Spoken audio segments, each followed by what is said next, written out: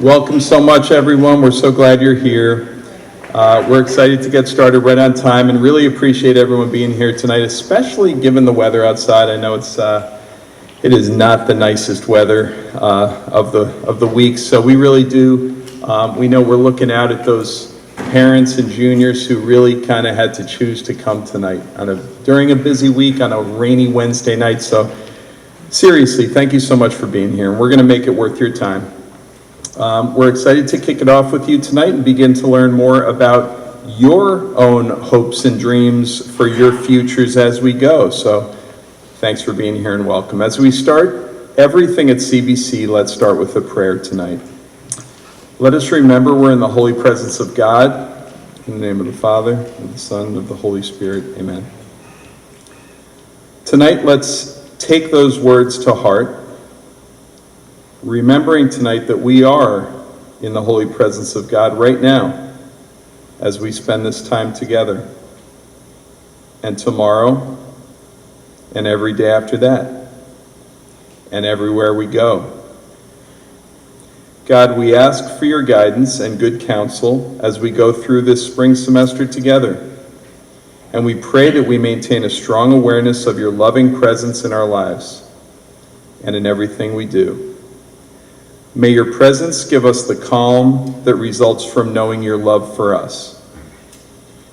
St. John Baptist de La Salle, pray for us. Live Jesus in our hearts forever.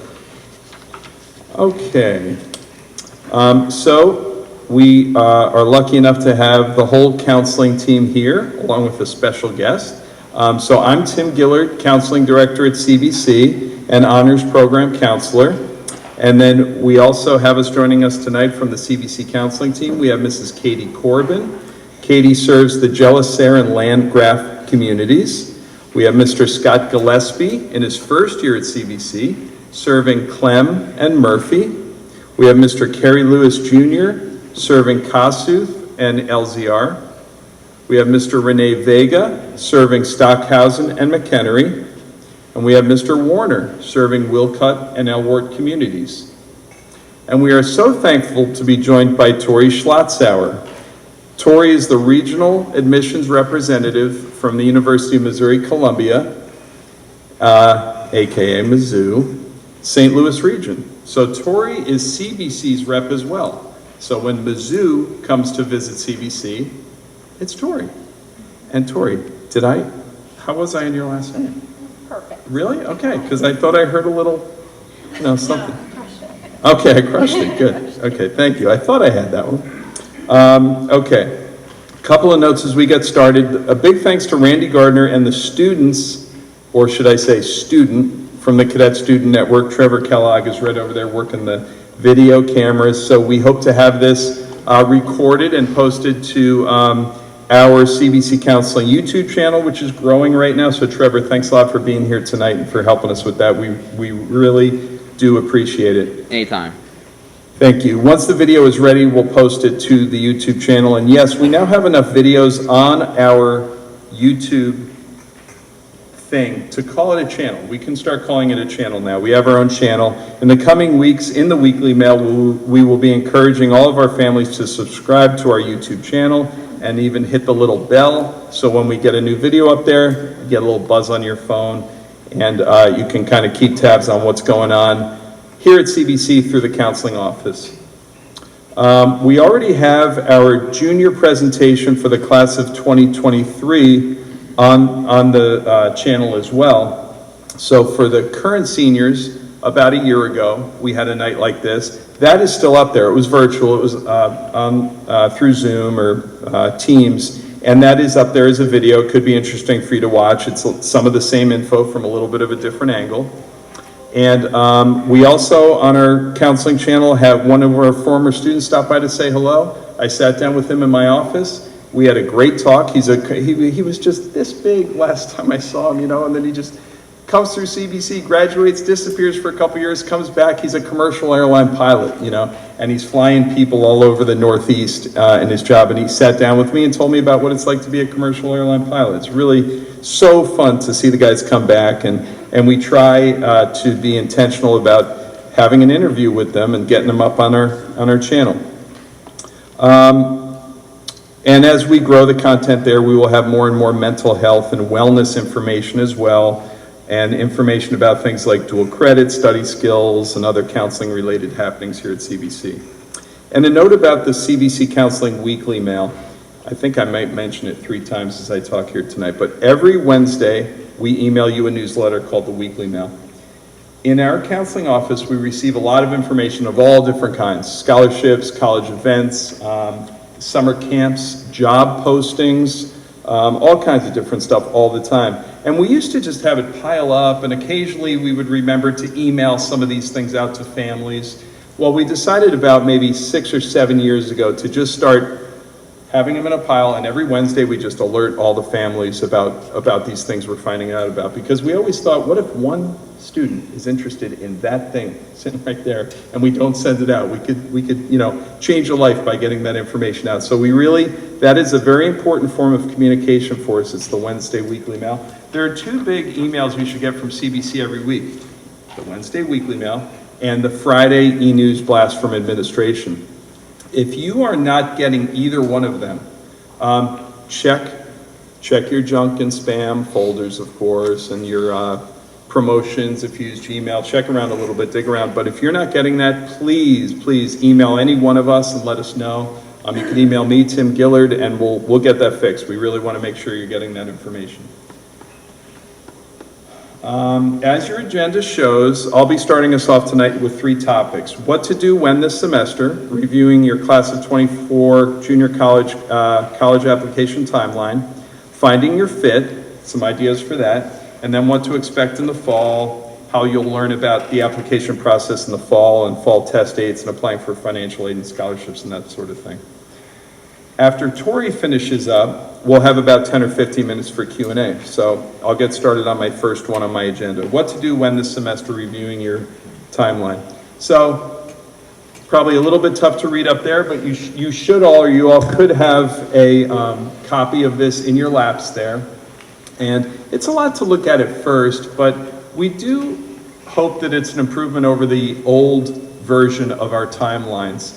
We find it to be a little bit more digestible, a little bit more approachable, and we even gave you a couple things that you can do tonight to start knocking off the list. So in looking at that timeline, we have, if you look at, if you look at January, okay, you'll see right at the top, it says late registration date for ACT of January 20th. That's this Friday, for an upcoming ACT.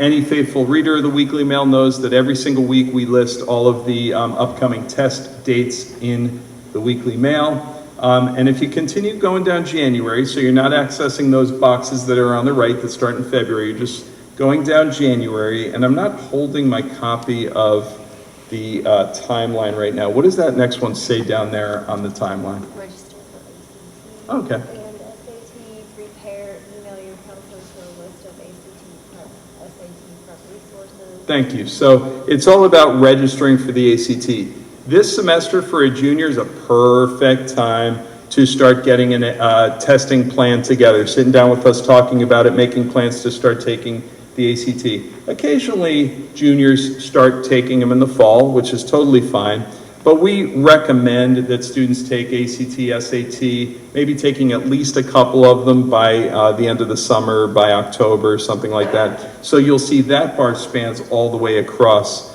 the timeline. Below that, it says CBC pre-registration. Keep certain requirements in mind. That starts this Friday and then continues for the coming weeks. For the juniors, it's really pretty much next week where we and administrators will be coming into your advisories and explaining to you how the graduation requirements work and how choosing classes for next year works. And that is related to college. It's on the college application timeline because we always want you to know that the best preparation for college is always taking the most rigorous classes you can and doing the best you can in those classes. That's the best preparation for anything that comes beyond CBC. So I think you're starting to get the idea on these columns here. One other one I'd like to highlight right here is return blue parental transcript release forms counseling. We did have a pile of them outside the door. I'm not sure if that went smoothly or not when you were coming in, but tonight you can sign a blue transcript release form, leave it with us up in the back, and that's one thing that you won't then have to worry about in the fall when your son is applying to college.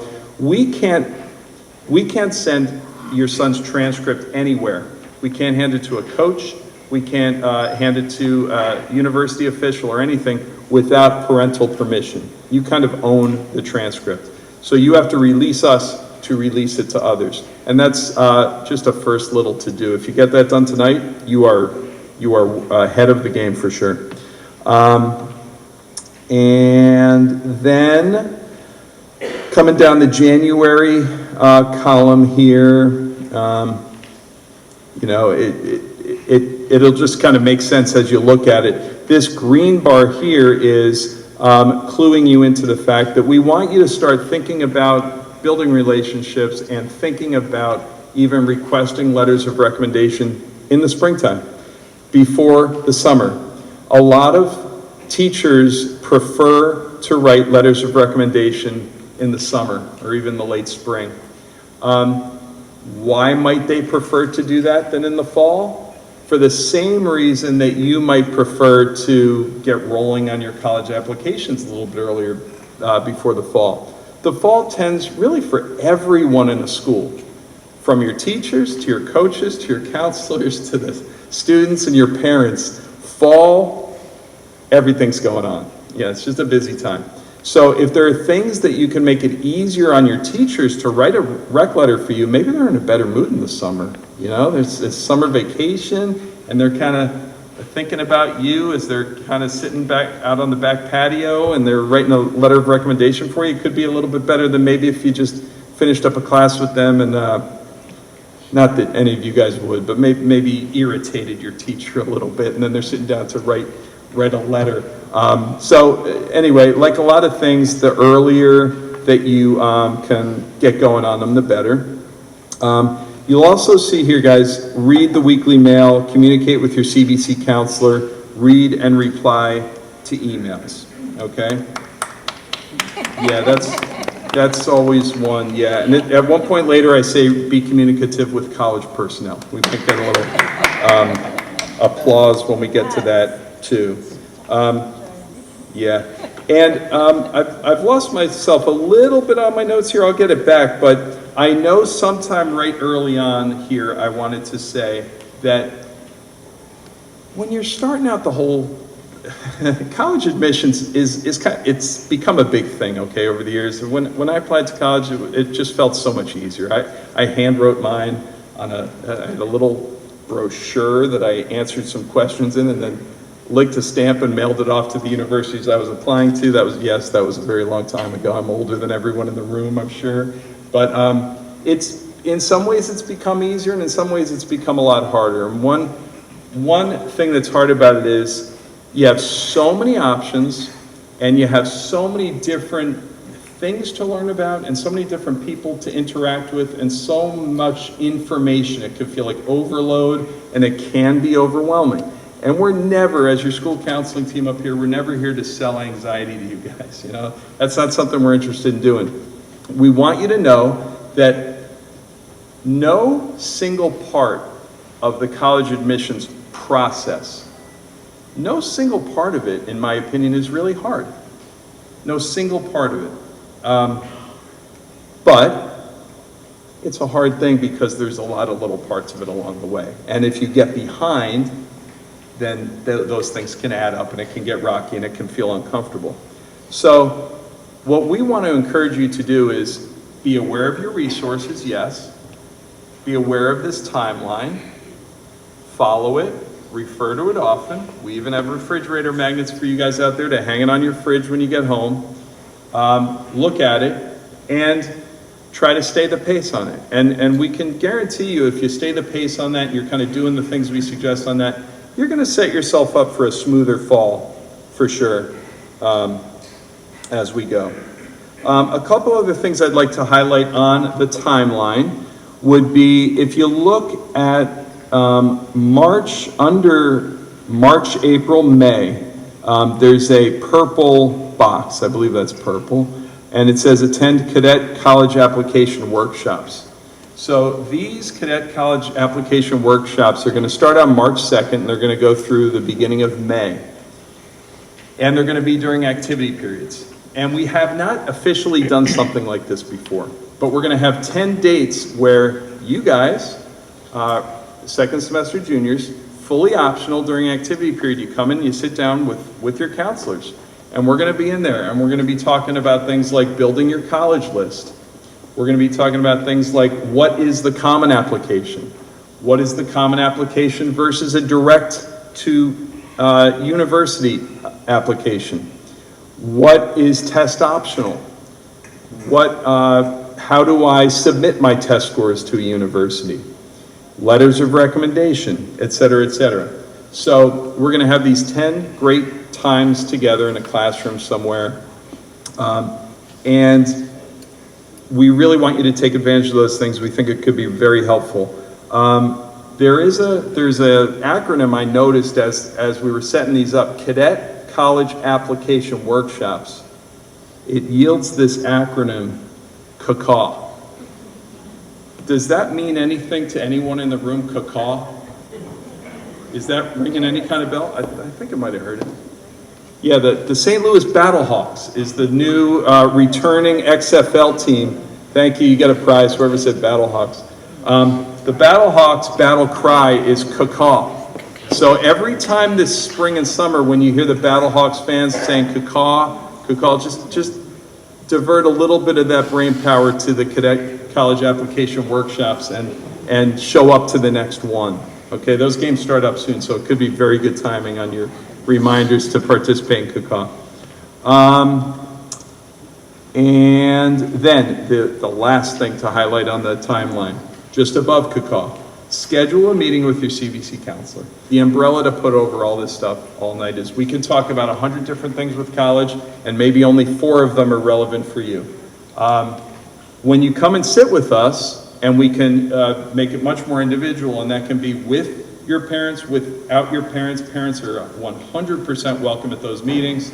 And we sit down and we talk about you and what you're after and how it might fit into this timeline and beyond. So please keep that in mind, that those are some of the important things that you see there on the timeline.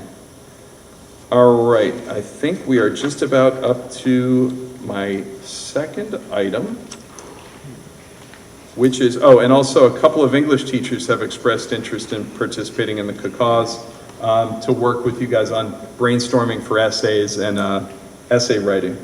So that's going to be wonderful as well.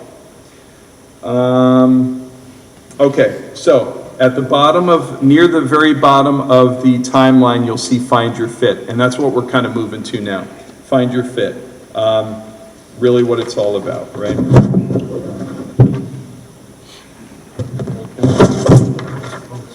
Was it that loud? I thought there was an avalanche over there. Okay. Wow, that was a little startling. I'm glad it was paper. Okay, we have a great handout in counseling that we emailed you yesterday called Making the Most of Your College Visit. Visits are the best way to start learning about college and finding your fit. We're happy to email you that, again, anytime. And it includes questions to ask a college rep on a tour or students that you see around campus. That was included in the email we sent you yesterday. One great thing, so visits being the best way to start finding your fit. One great thing about being in the St. Louis area is that you don't have to travel too far to be able to visit all kinds of different schools right from here in Town and Country. You can begin this right on the outer road on the way home. If anybody is up for, after a long Wednesday, knocking out a college visit, you're heading west, you could just get right off at Maryville, drive around the Maryville campus a little bit. Maybe that's not the greatest college visit, a late weeknight in Maryville. Okay, but yeah, you can get off at Maryville and drive around one day after school and meet some students and get a feel for what that college campus feels like. It's a small private school with about 2,500 undergrads, lots of great programs, including one example, they have a great sports management program where Maryville partners with Rawling Sporting Goods, and they have a very vibrant, excellent sports management program right over there at Maryville, not far away at all. Or you can head 15 or 20 minutes east and visit St. Louis University, a medium-sized private Catholic university where you can learn about any of their amazing programs, including their medical scholars program and their many STEM-related and aviation offerings. And so if you visit St. Louis University in St. Louis, you get an idea of maybe what Creighton might be like in Omaha, Nebraska, or what Dayton might be like, or what DePaul might be like up in Chicago. So you can visit different types of schools without going too far. Or of course, you can head west for about an hour and 45 minutes or so to get to the home of the Tigers. There you can learn what a large state university feels like and take a tour and maybe see Tori down there and see what it's like to have a wonderful graduate. Another feel you can get for a college campus is big state school, affiliated graduate schools on campus. Might that affect your life as an undergraduate? Maybe, maybe not, but that's something, for example, that you can assess at Mizzou as you're down there. But of course, not everyone can get to a campus for a visit. One of the only good things about the pandemic is that so many online opportunities, including things like college visits and virtual visits, so many of them just kind of, they were becoming more popular heading toward COVID, and they were kind of like this, more and more and more, and then COVID just turned that like this, straight up. Every college has virtual opportunities of all kinds. And it's also an equity and access thing. It's not fair if a student can't get to a campus for maybe financial reasons. It's another really nice thing about the online options. They're free and they're a way to feel some interaction with the school, even from afar. And so there's all kinds of ways to check that out. College websites sometimes have virtual tours right away, easy to find on their websites. That's very, very common. YouTube and other online entities like the College Tour. I really find that YouTube is one of the best ways to get information about colleges. You will on YouTube, you will get the slickly produced admissions folks giving you the very positive kind of slick produced information about the school. Here's all the great stuff we have going on. Isn't it exciting and awesome? And then, but you also can find those videos of the kids who are like, here's why I only lasted 10 days at Mizzou or any school, you know? And it's just like, you get a little bit more of the nitty gritty sometimes, or videos that are a little bit more raw, or something that's neither one of those things. It's just a day in the life of a Mizzou engineering student, or any school, of course. And so using those online ways are a great way to be finding your fit. Another great way to find your fit is to meet with college representatives like Tori. Tori's the rep here that works with CBC, and each college and university has a rep like Tori who will happily interact with you about their university. So, and you can usually find out who your rep is either by coming and sitting down with your counselor here at CBC and we can help you find it, or going into your Naviance account, or just going to the admissions website for the university and putting in your high school information, and they'll say, talk to this person.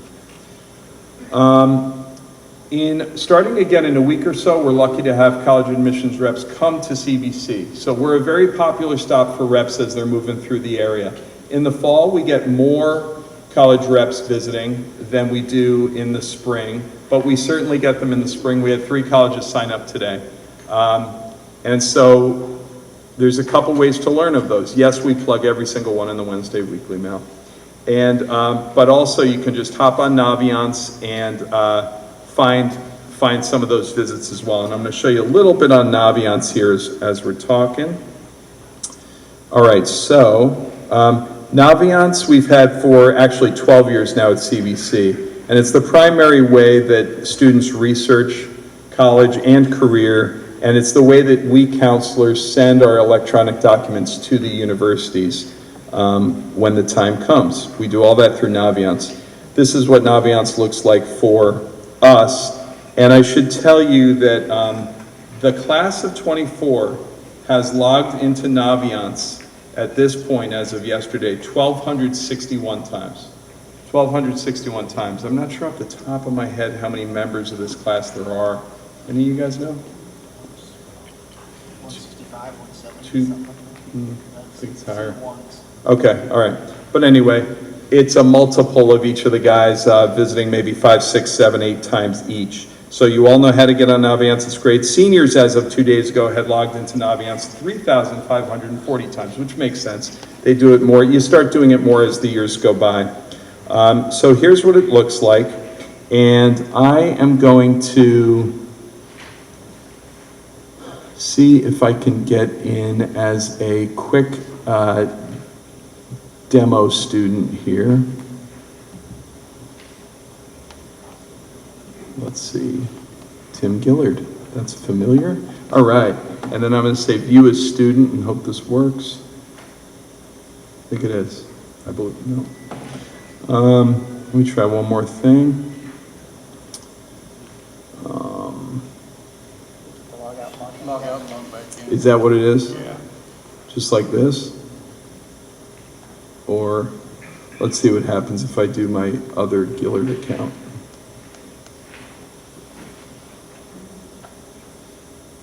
How about Demo Gillard? My old high school nickname.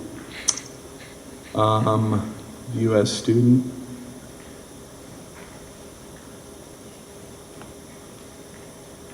All right, then I'm just going to show you kind of from the counseling side. It's virtually the same. When you're in Naviance, and if you go to colleges and then visits, you see a list of all the upcoming visits. It looks the same as it does for students. It's just a slightly different iteration. Students figure all this stuff out faster than we can show them. But you can see the schools that are coming up, like Rockhurst is coming on the 25th. SIU Carbondale just signed up today to come on the 25th, U.S. National Guard on the 27th, etc. And then you can click on any of these schools to get more information about them, whether you're a student or a counselor like me who's clicking around on my own kind of counseling interface. No, that's not exactly what we want, because that takes you kind of to stats. You can click on the name of the school and you can get all kinds of information about the school that's very fun and helpful. And the pictures are always exciting. There's usually a picture of a water fountain, people having fun, parades. There's always a lab picture, somebody sitting in a lab. Yeah. Okay, so that is Alabama, and we found out how to do the visits. So the next thing after that is we can also look at Mizzou, for example, on here. So let's see if you're in Naviance and you go to colleges and you look up Missouri. This is all under the Finding Your Fit and learning about schools, and you can find University of Missouri Columbia. Yeah, I was trying to find it from the college side, from the student side. Do you guys know an easy way I could do that? Or would I have to log completely out? To log out completely out of Naviance. I should be able to do that here in a second. Let me try. So that's out, that's a Naviance, that's Naviance. All right. Thank you for your patience. Let's see. Clicking on Naviance. Now I'm getting in kind of fresh, and I'm going to Gillard again. And Tim Gillard. And now view as student. Go to totally log out. Go to the, It, click on the I'm a district school or district staff. okay. I'm willing to try it. And now sign in. You can go down to the green. Go down to the, yeah. Well, I don't even think I need to do this here. I think we're probably good. But you could go in, if you're able to get in as a student, and of course every student's able to get in as a student. All right, it worked. It worked. So when you get in as a student, you can see the visits that are upcoming here. And you can do a couple of interesting things. So you can go up to colleges and do research of all kinds right here. One cool example is you could click on college maps. And in the college maps, you can click on top 20 most popular colleges where CBC students have applied.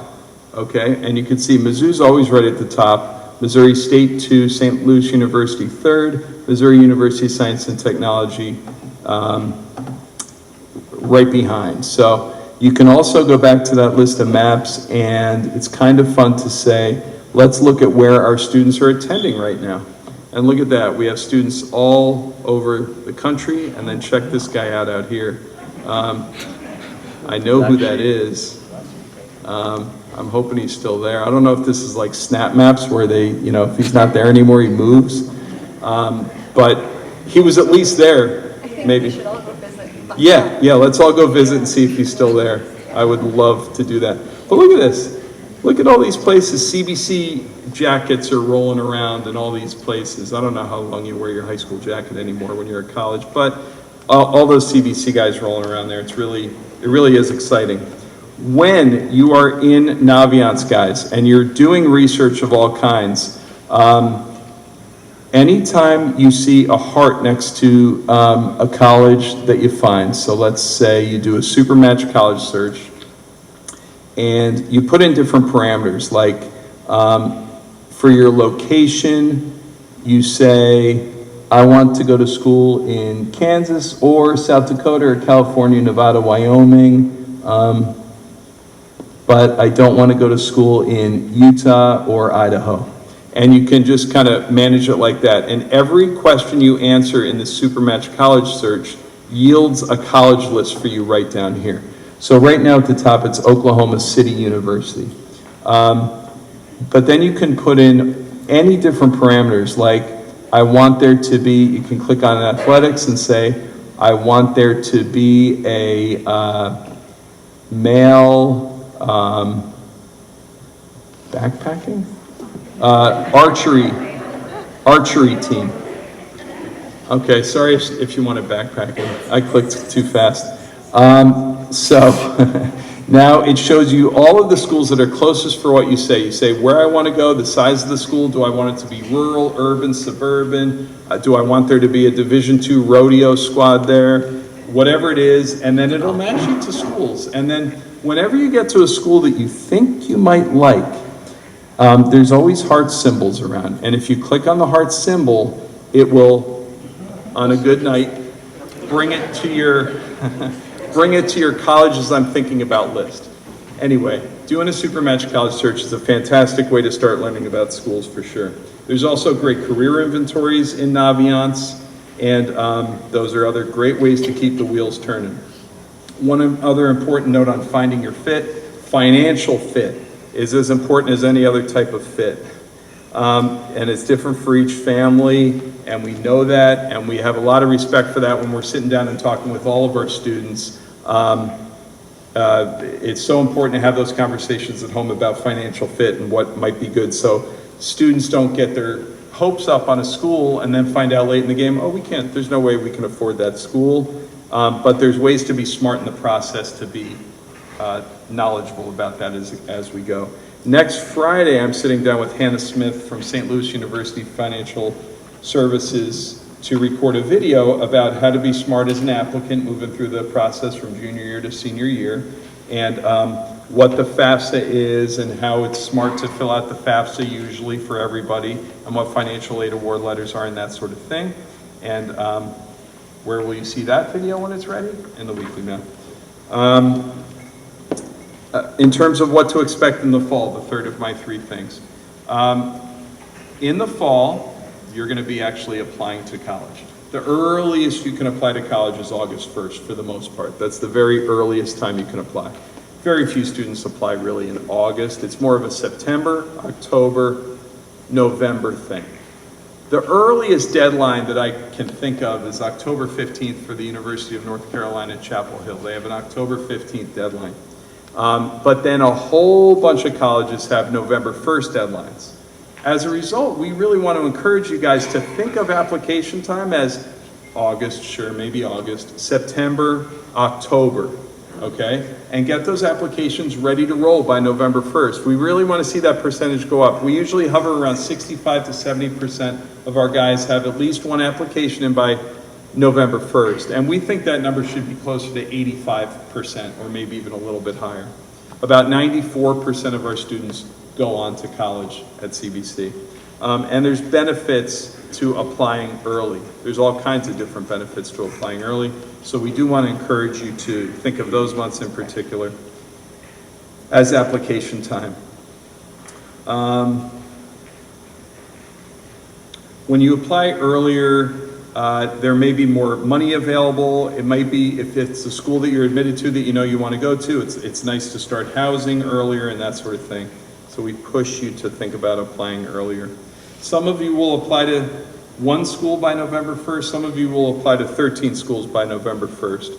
But we do want you to be thinking of it in that way. And then, of course, many colleges don't have deadlines until January, February, March, or even rolling right through into the summer.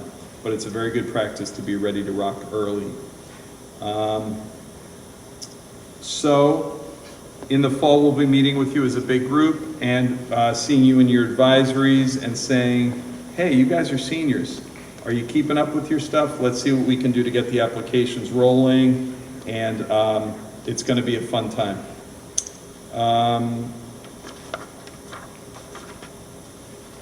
It's worth just noting right now that in the fall, we send your transcripts to the universities you've applied to. You have to ask us to do that, but we send your transcripts and we send your letters of recommendation through Naviance to the colleges you've applied to. You, of course, are responsible for submitting your application, okay?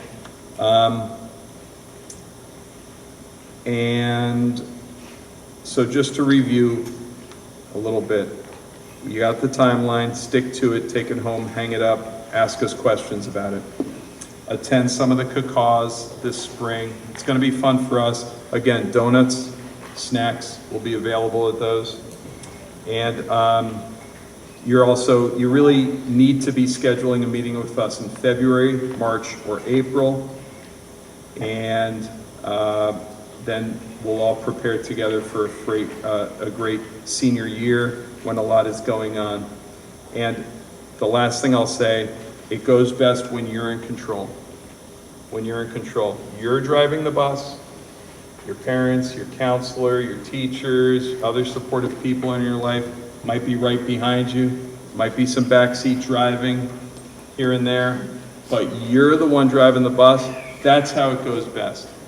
Take charge of this stuff and come see us and come see any of the very supportive people you have here at CBC when you have questions on anything, okay? Thank you very much. And Tori, would you please come up and give us a little bit of the college perspective on this? Thank you.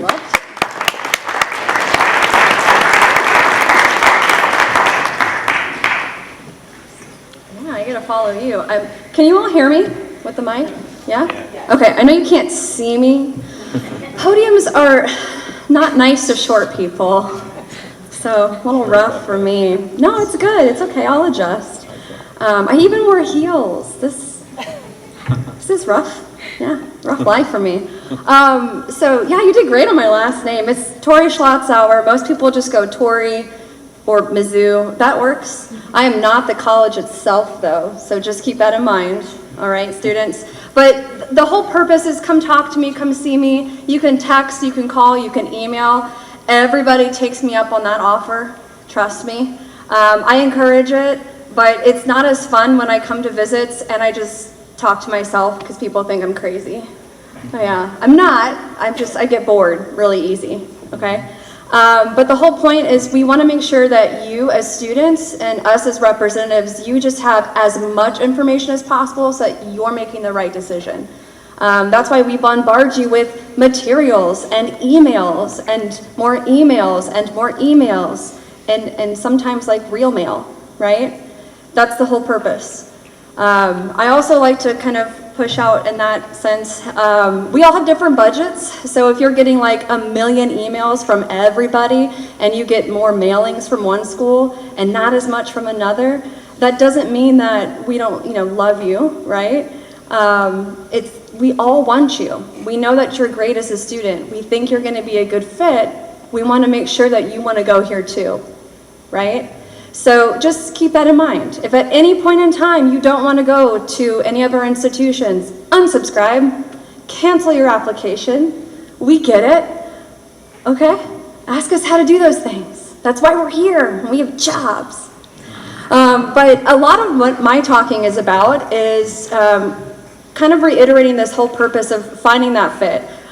What are those options, institutional differences? We get a lot of questions as reps on what is your school? What is this? Those are the questions we get at fairs, at visits. Believe it or not, even though we are just, I say, down the street as the institution for the state of Missouri, not a lot of people know about Mizzou, even though they hear about it, they see it a lot. You guys have a lot of places to go here in your neck of the woods.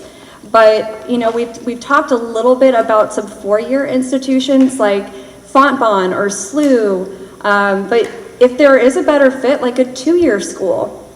So when I talk about that, it could be a, St. Louis Community College. It could be in St. Charles Community College. What if it's a trade school? There are some great jobs out there that pay very well right now in some trade areas. Don't knock those off. But there are some other great ways to narrow down some of those differences. There are some places that have, let's say, I hit a button there for you maybe. There are some places that have, let's say, HBCU institutions. Has anyone heard of those? Okay, there's a few. Yeah. These are places that are called historically black colleges or universities. We're very fortunate, at least we have two here in the state of Missouri. Can anyone name one here in St. Louis? Yay! Okay, you're still awake. Yeah. And yeah, what's the other one in Jeff City? Yeah, there we go. Prizes, imaginary. Okay. Yeah, I didn't bring any. Refrigerator magnets are the prizes. Is that fair enough? Yeah, that's okay. Fair. Anybody who got that question right, please Perfect. take another magnet. In fact, yeah, there you go. They're not happy about that. I'm just kidding. These are some good things to keep in mind that you can help narrow down that list. I had some students who, didn't know about those options, or they were like, well, I'm not truly interested, but here's why. And I said, well, don't knock it off. Maybe that helps with that cost factor or that distance factor, right? I know it might be, right here in St. Louis, but what if it helps with that cost? Or what if it has an academic program? That was something else that, I didn't think about as a student. I changed my major 4 times. I didn't know what I wanted to study, at 17 or 18. I still don't know what I want to do. There's a lot to think about and consider. For a lot of students, I think the other big factor when choosing colleges is going to be those priorities. As reps, we hear this all the time. Oh, priorities. Where are your friends going? Please don't pick a school because your best friend is already there or is going there. I'm hoping that you're picking it because it's your best fit or you think it's your best fit. The academic programs should be the reason, right? Okay, that was a test, students. You all failed. The other important factor with that, I hear a lot too, not just about where friends are going. It might be a legacy. Maybe you had a parent. That's typically involving a legacy. Sometimes it involves maybe grandparents, even siblings. So that can help because if it involves legacy, maybe there's a scholarship involved. For some, if it was an out-of-state institution, that helps a lot with cost factors going out of state. Oh yeah, that's nice, right? Cuts a little bit of that down. We also hear a little bit more about the prestige. Have you all ever watched like Rudy, and you're like, I need to go to Notre Dame because that was such a good movie. Yeah? You all don't like movies? Just gonna stick to Instagram, TikTok reels? Cool. Okay, so back in my day, when we watched just regular movies, I was like, ooh, Legally Blonde, I wanna go to Harvard because she did it. Like the quote, like it's hard. let's be realistic. Let's be transparent with each other. That's why, again, you have your admissions reps. We can talk about the selectivity of the institution. What are your chances of actually getting in? What does it look like to go maybe to Mizzou versus a Wash U? What are those percentages? We probably accept closer to 75% of our students. Wash U is closer to 13% of their students, right? That's a bit of a difference. So let's be a little bit more transparent with each other on what that looks like. Let's not put all of those eggs in one basket there. One other thing, when it comes to those priorities, we kind of touched on this a little bit already, but when you go to visit those college campuses, it really helps to see what is the size of the institution you're looking at. You may think right now you want to go to a large school, but when you get to that campus, if you're like, wow, this is not my fit, maybe you should go visit a smaller campus. That can help. Or maybe you need to go to a couple different sizes, that medium size, that small size, that large size. Maybe that has nothing to do with it. Maybe it is the geography. It could come down to cost, right? I think for a lot of seniors right now, they're waiting to get those financial aid offers, and that's what's going to help determine that factor for a lot of those students. So hopefully it doesn't, come down to, hey, where's my best friend going? I hope it's not just those pieces. I want to jump a little bit into the preparing yourself so I don't take up too much time and we have time for more Q&A. The preparing yourself and then the admissions process specifically. This is going to be more about what we actually review as colleges. Specifically, when we ask for information on an application, when we ask for documentation, we're looking at it. If you send anything to us and we add that to your application, we're reviewing every piece of material. All right? So if you accidentally send a picture of a frog in, we're going to see it. I'm not saying that's happened, but if it happens, we're going to see it. Okay? It's really important you take your time and you process what is it that you're applying to, what is it you need to turn in, and when we ask for transcripts, we're looking at that whole transcript. What kinds of classes have you taken? Class rigor. Have you taken honors classes? Have you taken AP or dual credit, sometimes known as ACC? We want to see everything that you've done, you're involved in, you're going to finish taking during your senior year. That's a big part. Another piece of that objective criteria is going to also be, potentially, your test score. That's why we're saying take that ACT, or potentially that SAT, if you prefer. Most colleges, at least in the Midwest, still prefer that ACT, or at least they don't have a preference for a standardized test score. Good thing to ask if you're looking at colleges. I would say still most East Coast, West Coast will say, hey, we prefer an SAT. That's pretty standard, if they do. If you're looking at a college that has a holistic review, they're going to want subjective criteria, so things like rec letters. That's why we're saying ask now. Say, hey teachers, this is what I'm having, I'm looking at. I want to be prepared for this. Most rec letters are for more highly selective institutions for admissions. If you're looking at let's say Mizzou, that's going to come into play later for scholarships. We don't require rec letters. A lot more of those public institutions ask for those for scholarships. But more highly selective schools are going to want those for the admissions process. Other pieces of subjective criteria, it could be, let's say, an art portfolio, an audition, essays. They could ask for an interview. So that's just to more, get to know you as a student versus just looking at your transcript and a test score. So that's a lot to take in. It's a lot to prepare for as a student. So here's a really fun and probably super scary tip for you all. Who likes to public speak? Ooh, shocker, nobody. Awesome. Just to give you all a little piece of advice, even if you don't, take an interview or even take a public speaking class yet, but you want to go to, college somewhere at some point in time. Maybe, take one dinner a week where you find an article online, read it out loud at dinner, right? Or even if it's, to one person in your family. That is, one, going to improve your reading skills, it's going to improve your public speaking, and eventually improve your writing skills later on. That's my biggest piece of advice. Highly encourage it. Wish I did that as a student, okay? More importantly, that's going to give you more confidence to talk out loud and then eventually practice talking about yourself. It's hard to brag about yourself in a professional setting, okay? I'm going to add that last piece just for myself. I do want to mention too, submitting documents. I have to say this as a rep. Oh my goodness. Just because you can apply from your phone doesn't mean you should.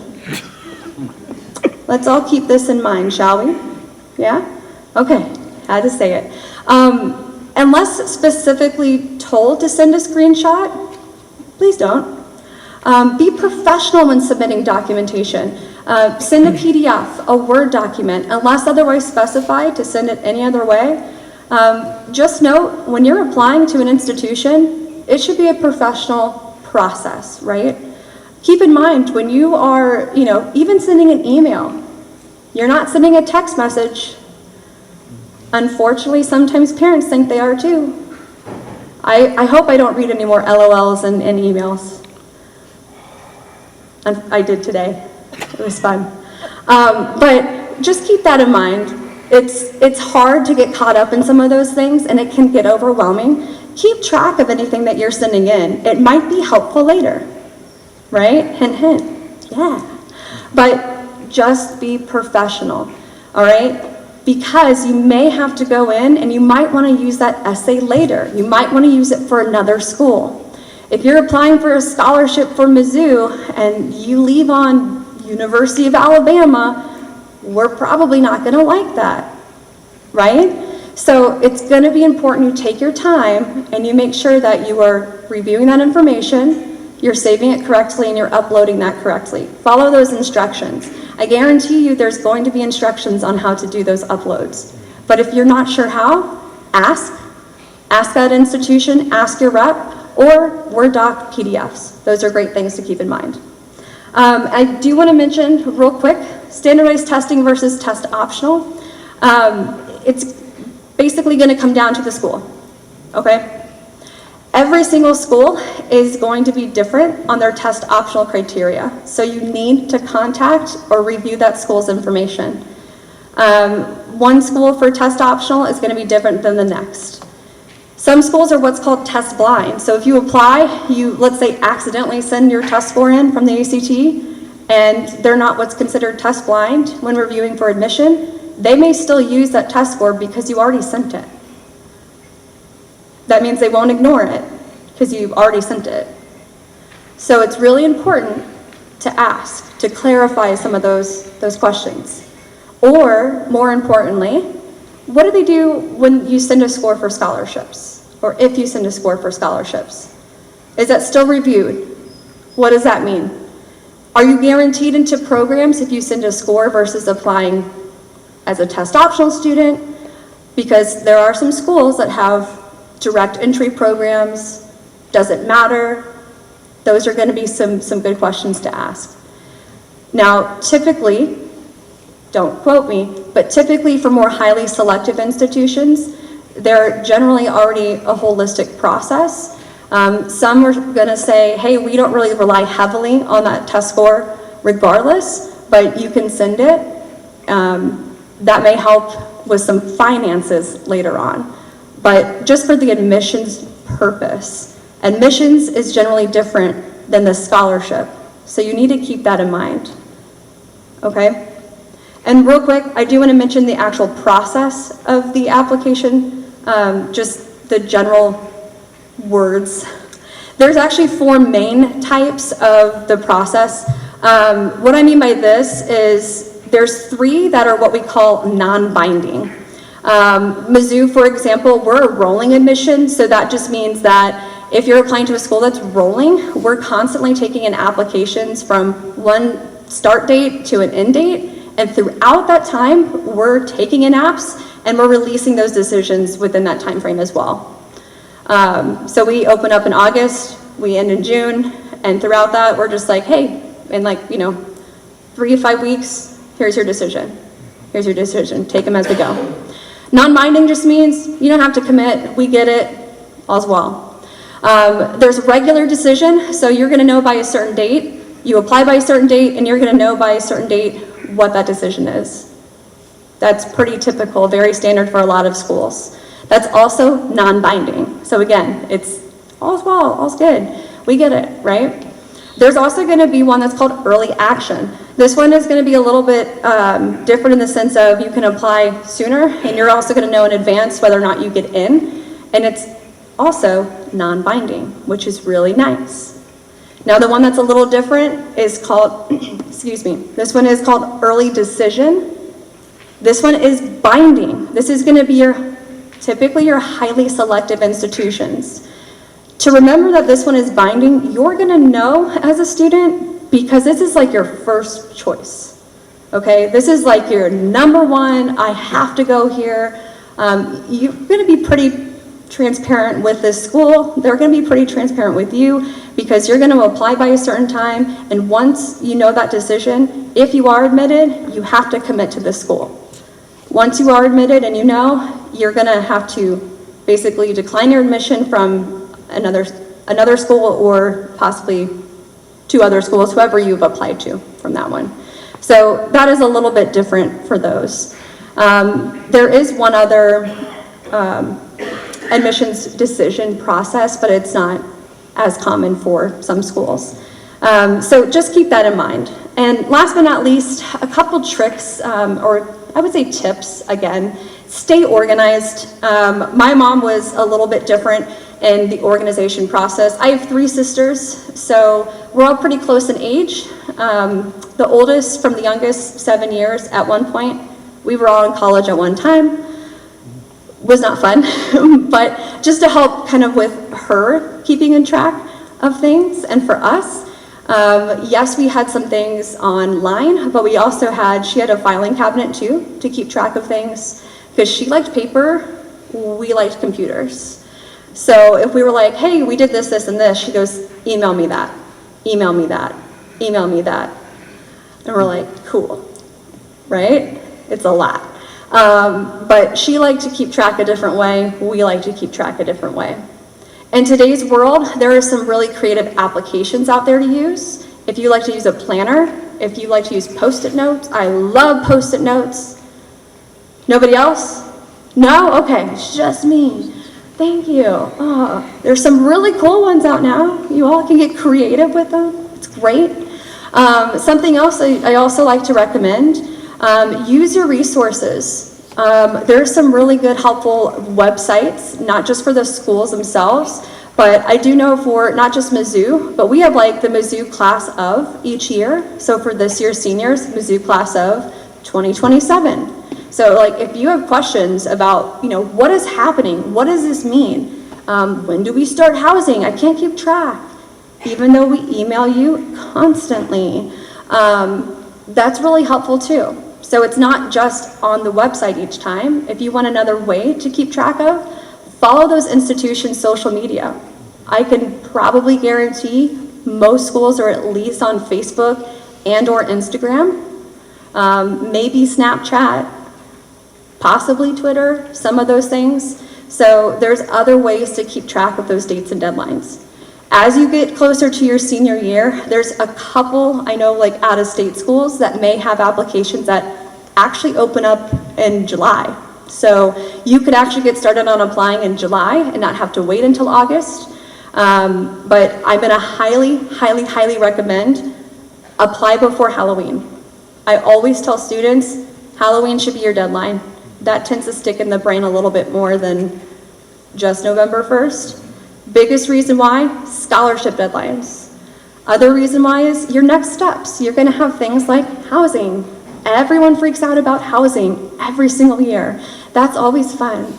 But you have scholarships, you have housing, and you have other things. And I don't know about you, but when it comes to like that December month, I love, winter break. I'm always, eating cookies and candy in a food coma. So it's hard to keep track of those, and you want to enjoy that time off, right, with friends and family. And you shouldn't have to worry about those scholarship deadlines. And maybe you want to take that time to go on visits. That could be a time to go visit schools. I'm also going to encourage that as well.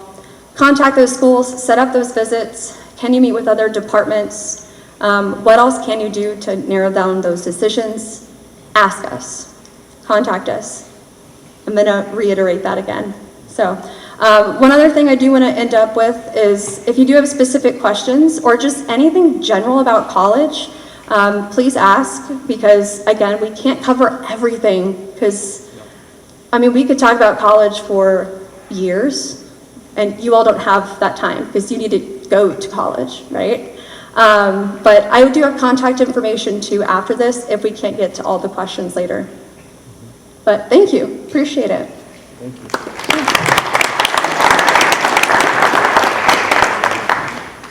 So maybe we could do any questions. It's 8:02 now, so we have 10 or 15 minutes for questions. Feel free to wave your hand or just call it out, would be great. Do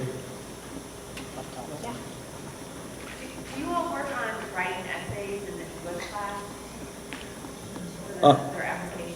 Is that part of your program? You know, it's not part of, it's typically, as far as I know, not part of honors and AP English classes, but it is part of other English classes, English 3. So, kind of a yes and no on that, and it kind of depends on the teacher and what they're working on in the classroom with them. Related note, in these college application workshops, we will be doing that. Also, it's very, very normal and common for a student to ask us to read over their essays, and we give feedback on that, and we're happy to do that as well.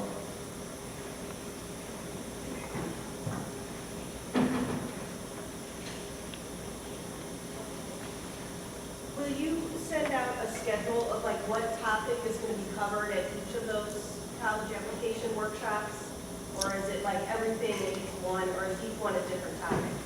You know, that is something we're trying to figure out what would be the most efficient and the best way to go.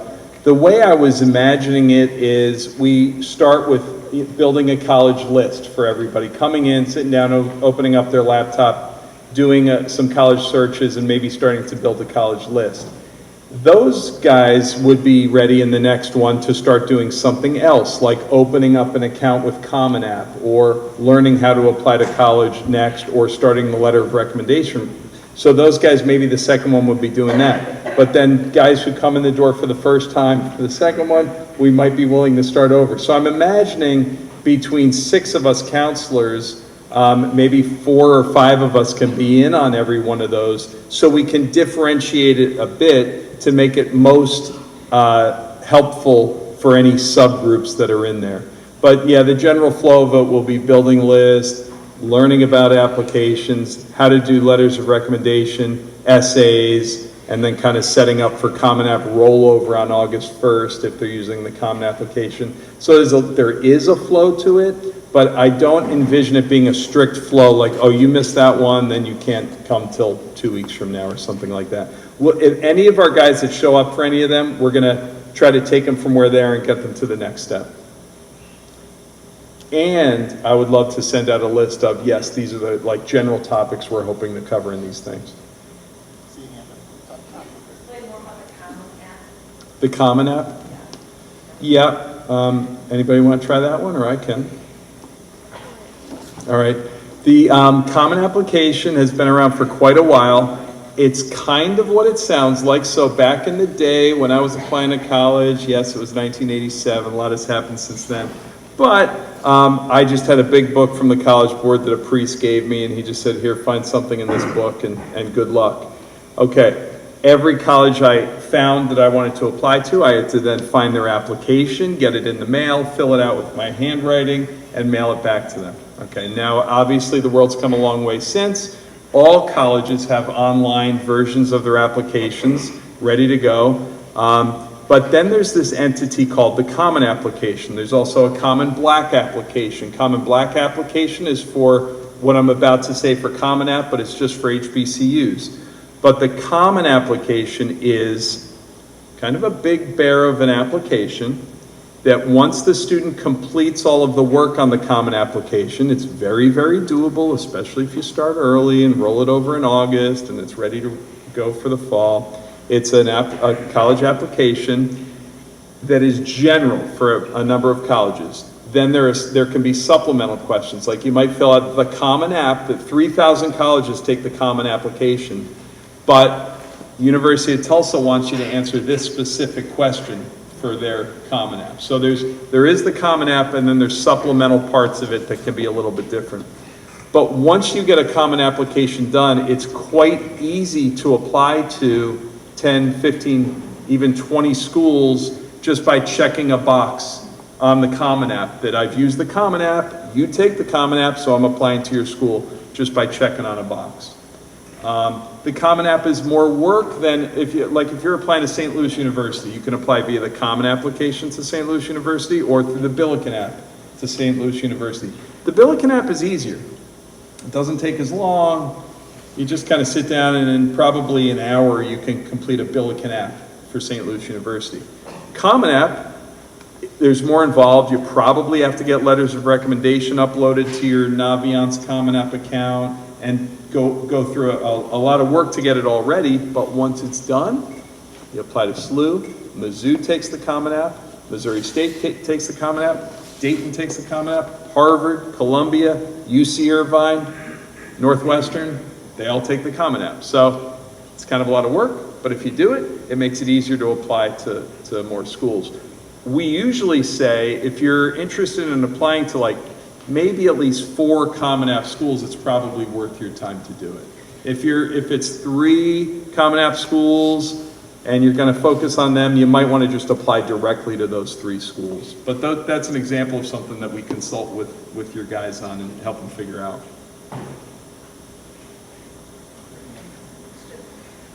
Some schools, I think Mizzou does a really nice job of indicating merit, when you go based on your GPA and making that very transparent. Some schools I'm finding don't do that. So is that what you have to wait until the spring and the acceptance to see what the actual tuition rate is going to be? Or is that accurate that no one pays list price, but you just have to wait and see for those schools that don't make it as transparent?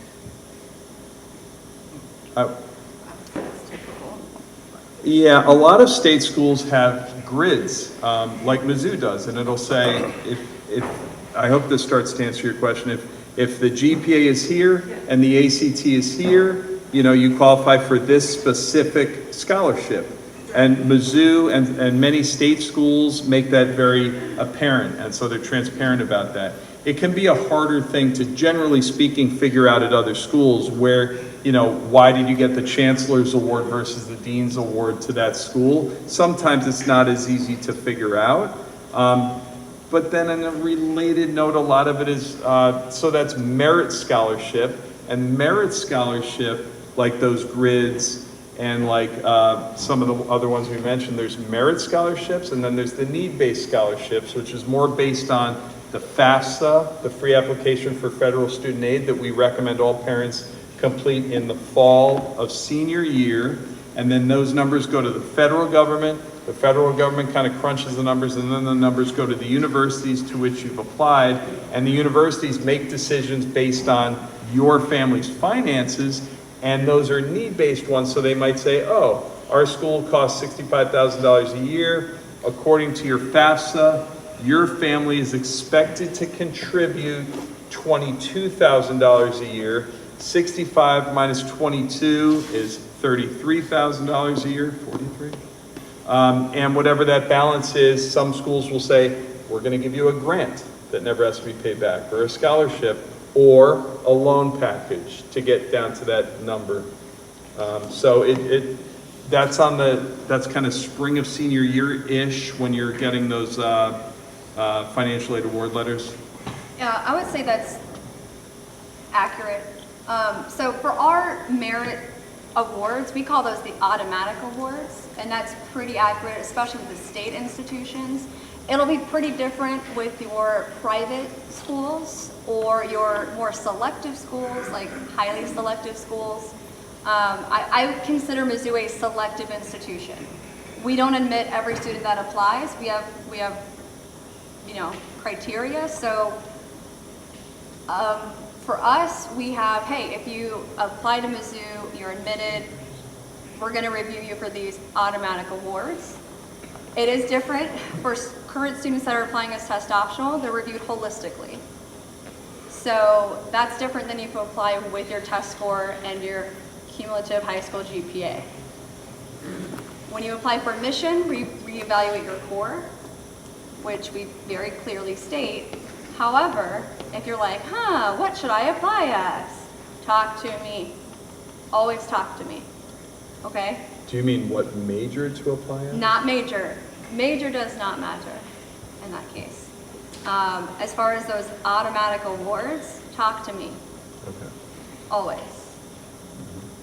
Every single time. I may also have, recommendations on that part. When it comes to that, financial need or based aid, those financial award offers, those letters or offers, ours come out about like early March. They're hoping to get those out sooner, but to be safe, I say early March. Some schools can send those out sooner if they can get them done sooner. For us, it takes us a little longer. We have a few more students at the state school, so it takes us a bit longer sometimes, right? But students will get those. That is going to include those direct and indirect costs, what that estimation is going to look like. It's going to include those scholarships listed, and it's also going to include if you have applied to institutional scholarships at Mizzou, because there's more to apply to if you qualified for anything. So if you're like, all right, I'm going to apply to Mizzou, think I want to do engineering, let's go for it. Then we're going to say, great, you're in, let's do all of this. Don't forget to apply to scholarships. Here are your next steps. This is why we say check your email constantly, right? But if you do that by December 1 for us, then, that College of Engineering, they're going to go in. If they award you anything, they may reach out before March, but they have to have those decisions made so that by March, they can include that on that offer for you. And all of those things you're talking about, Tori, you're an admissions rep, you're not in the financial aid office. Correct. But as throughout the application process, it is appropriate and important, and you're strongly suggesting that students and families ask you questions about what affects those things. If, let's say you're trying to set up your, portal to housing, and you're like, it's not letting me log in. Hey, try to contact me first before IT. I always say that. Maybe ask me your financial aid related question first. I might be able to answer it before you have to contact that department. Maybe your question isn't actually a financial aid question that you think it is. Maybe it's actually a registrar's question, or maybe it's a different type of question. Maybe I just heard that and I can answer that for you. Or it's a completely unique question to your family situation. And hey, maybe you've already reached out to that office and you haven't heard back. Maybe I've heard that one before, right? So I always tell families, ask me. You're not bothering me. It's my job. I want to help. So I would love it if you asked me first just to see what's going on. If I truly can't answer that, I probably know who can. I'm very good at annoying people, I've been told.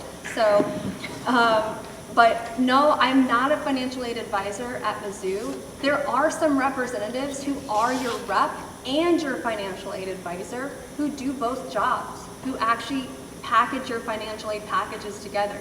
So that is a distinction that you do need to make if you are looking at, let's say Bradley University. So April Bauer is your rep for Bradley. Like, she would be doing both of those jobs for you. So she's like your advocate, right, for Bradley. That's an important distinction to make. I can't go into the nitty-gritty of financial aid for you. I'm going to be honest, I'm not trained on that. I cannot.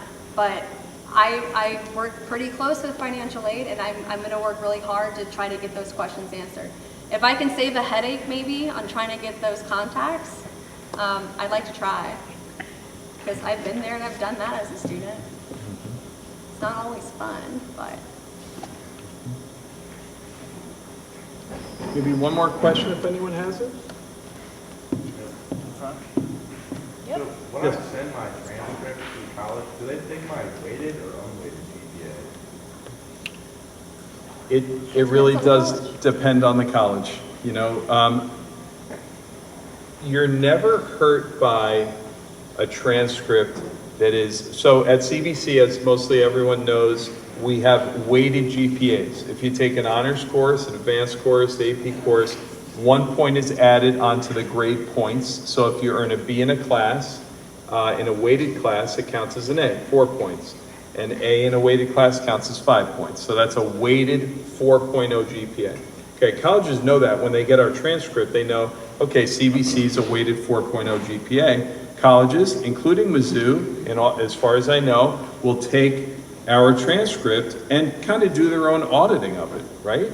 Getting it down, they may not count your grade that you got in piano, or they may not count the PE grade that you got, but they count the core classes, and they may or may not count some weighting or not, but like it depends. Many private colleges say, hey, we say your GPA is a 4.37, your GPA to us is a 4.37. They don't recalibrate anything. But it really does depend on the school and how they look at it.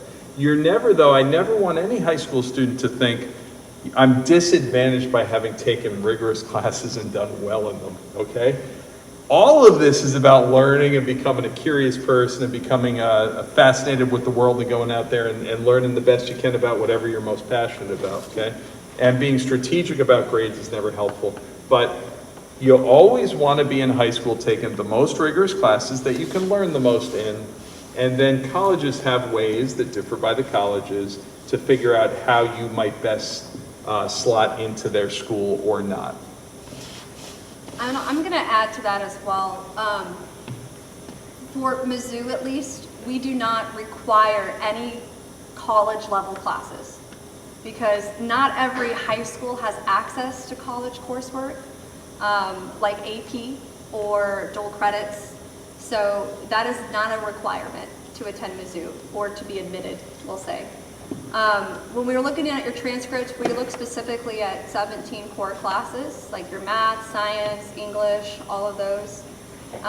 If you take honors, we love to see that you're taking honors and that you're doing well in honors. Don't just take it because you can, right?